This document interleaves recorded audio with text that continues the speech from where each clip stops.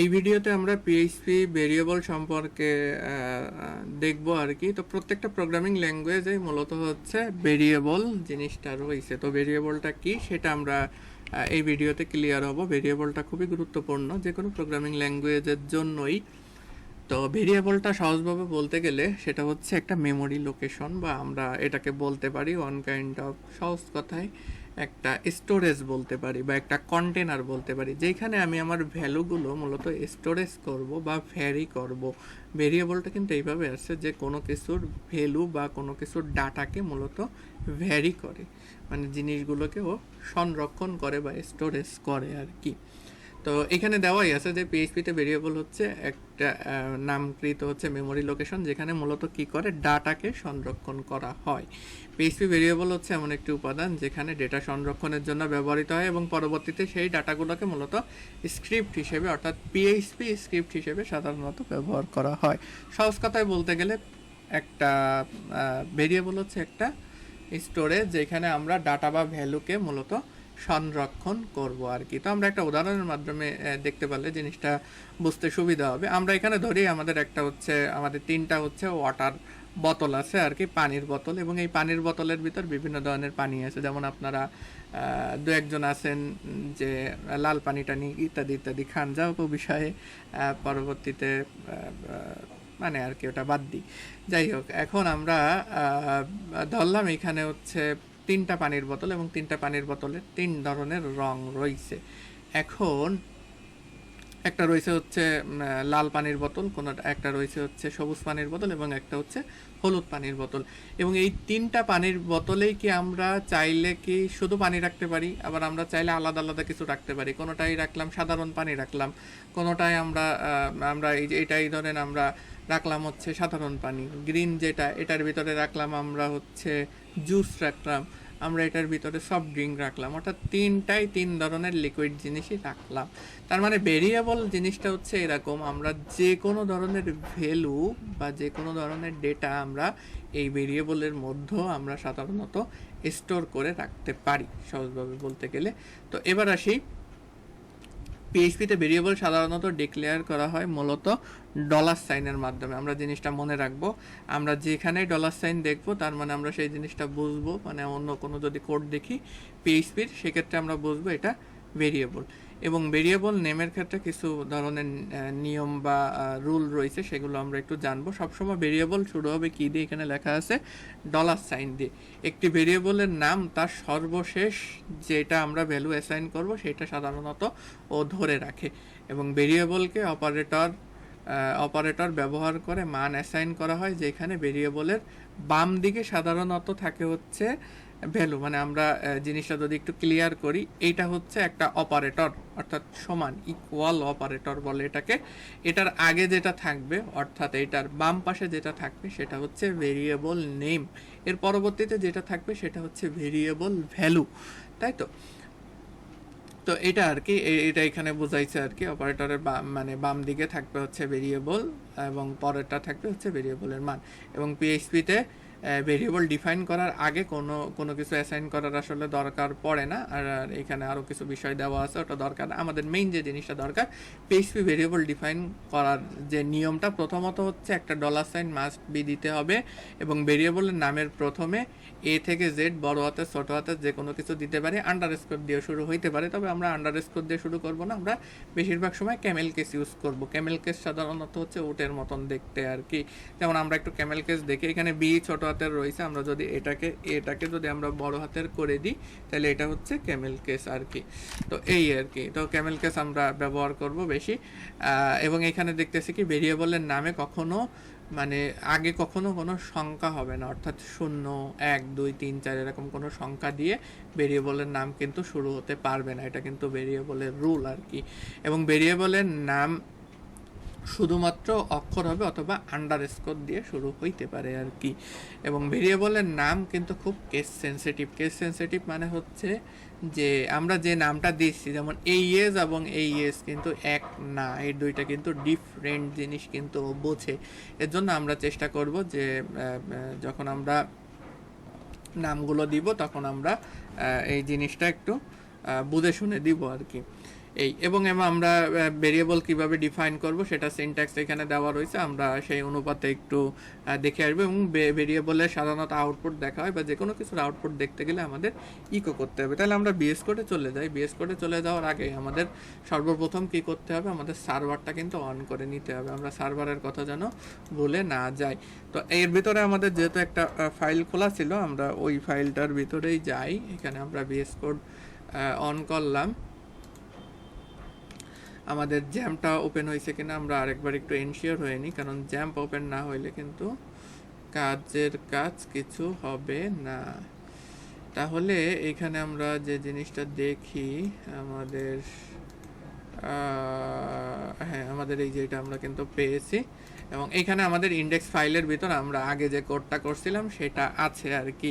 তো এবার আমরা যেটা দেখবো সেটা হচ্ছে আমাদের যে ভেরিয়েবলটা রয়েছে সেই ভেরিয়েবলটা এখানে লিখবো আর কি। তো VARIABLE ভেরিয়েবল ডট পিএইচপি আর কি, বানান ঠিক আছে? একটু চেক করে নি। ভেরিয়েবল হ্যাঁ, বানান ঠিক আছে। আচ্ছা ঠিক আছে। এখন আমাদের এইখানে আমরা ভেরিয়েবল ডট পিএইচপির ভিতরে একটা ফাইল নিলাম, এবং আমাদের প্রথমত আমরা যে কাজটা করি সেটা কি করি, আমরা হচ্ছে আমাদের যে সিনট্যাক্সটা রয়েছে সেই সিনট্যাক্সটা আমরা এখানে লিখে ফেলি না। এটা হচ্ছে পিএইচপি সিনট্যাক্স। তাহলে এর ভিতরে আমাদের কিন্তু মূল কোডগুলো বসবে আর কি। হ্যাঁ, তো এইখানে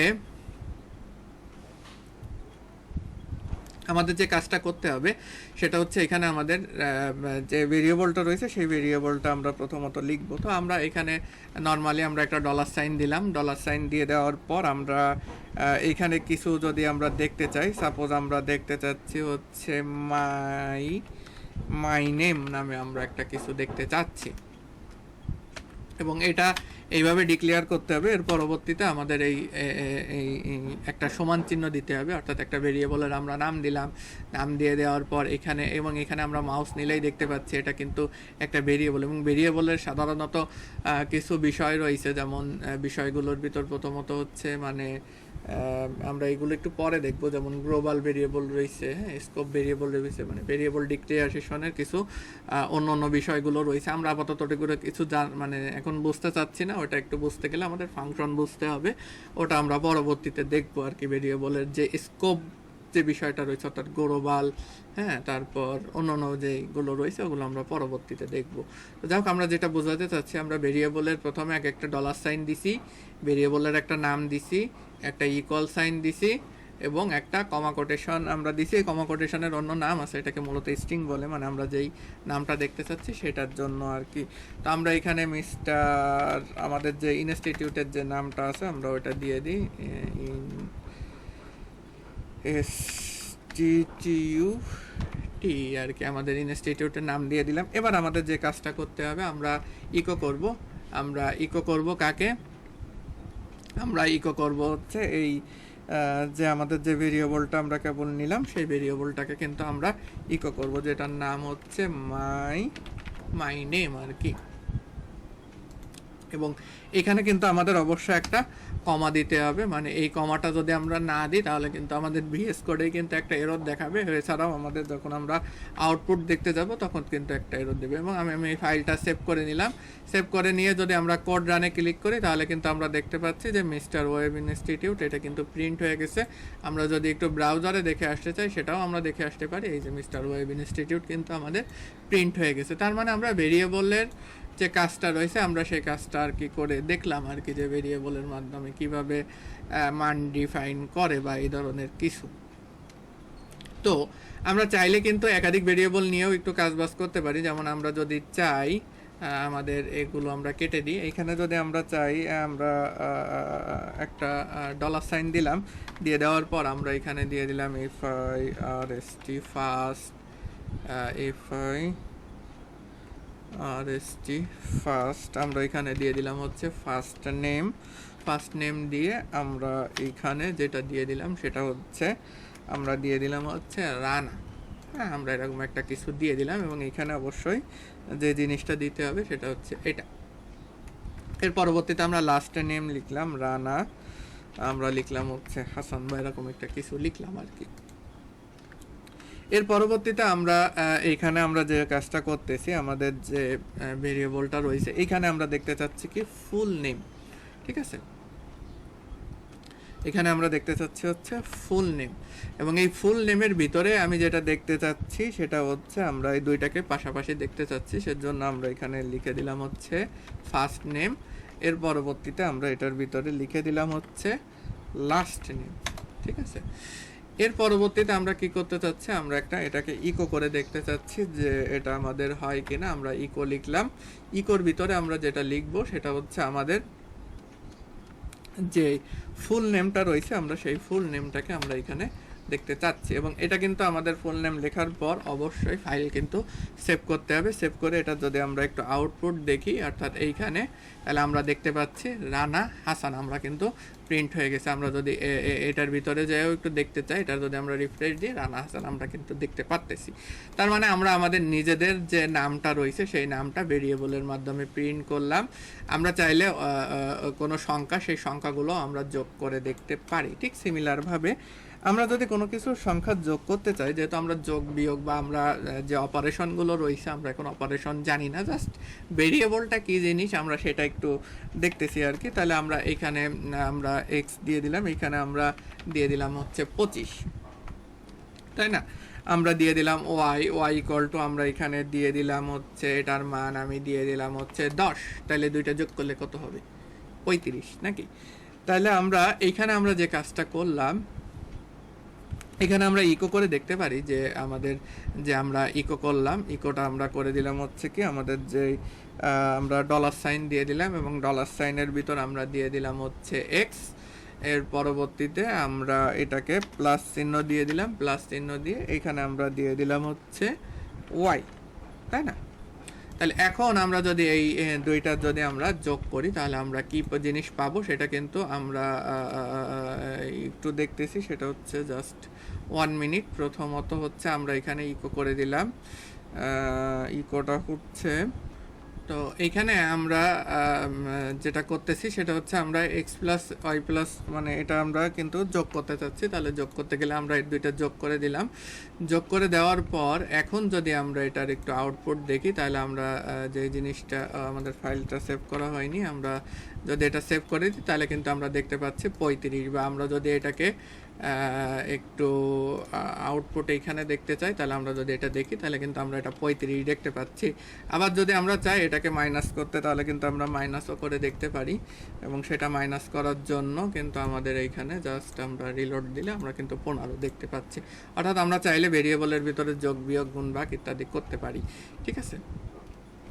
তো এইখানে আমরা যদি ইনভার্টেড কমা যদি আমরা দিই, সেক্ষেত্রে কিন্তু শুধু আমাদের এই এক্স প্লাস ওয়াই এই দুইটা প্রিন্ট করেই কিন্তু দেখাবে আর কি। আমরা যখন নর্মাল মানে স্ট্রিং এবং এই বিষয়গুলো যখন আমরা বুঝবো ডেটা টাইপের ভিতরে, তখন কিন্তু আমরা এই জিনিসটা বুঝে যাব। তো ভেরিয়েবল মূলত এটুকুই ছিল যে আমরা ভেরিয়েবলের মাধ্যমে যে কোনো মান আমরা অ্যাসাইন করতে পারি, বা আমরা চাইলে কোনো কিছু দেখতে টেকতে পারি আর কি। আপনাদের একটা ছোট টাস্ক থাকবে, সেটা হচ্ছে আপনারা আপনাদের নামটা আপনারা যেভাবে আমরা দেখাইলাম মিস্টার ওয়েব ইনস্টিটিউট, এইভাবে দুইটা পার্টে দেখাবেন। অর্থাৎ এইখানে আপনাদের ফার্স্ট নেম লাস্ট নেম দিবেন, সেটা আপনারা একটু দেখাবেন। এবং আপনারা চাইলে আমাদের ইনস্টিটিউটের নামও প্রিন্ট করে দিতে পারেন, কোনো সংখ্যা যোগ বিয়োগ গুণ ভাগ। আমি এখানে বিয়োগ পর্যন্ত দেখালাম, আপনারা একটু গুণ করে একটু ট্রাই করেন, সেটুকু স্ক্রিনশটটা আপনারা গ্রুপে পোস্ট করে দেন আর কি। তো এর পরবর্তীতে আমরা পরবর্তী যে ভিডিওতে সেটা আমরা দেখবো যে আমাদের ডেটা টাইপগুলো কী কী, অর্থাৎ এই যে ডেটা টাইপটা দিলাম এই ডেটা টাইপটা মূলত কী সেইগুলো আমরা জানতে হবে। অর্থাৎ ডেটা টাইপের বিষয়গুলো এগুলো আমরা জানবো পরবর্তী ভিডিওতে। তো এই ভিডিওটা এই পর্যন্তই, দেখা হচ্ছে নেক্সট ভিডিওতে।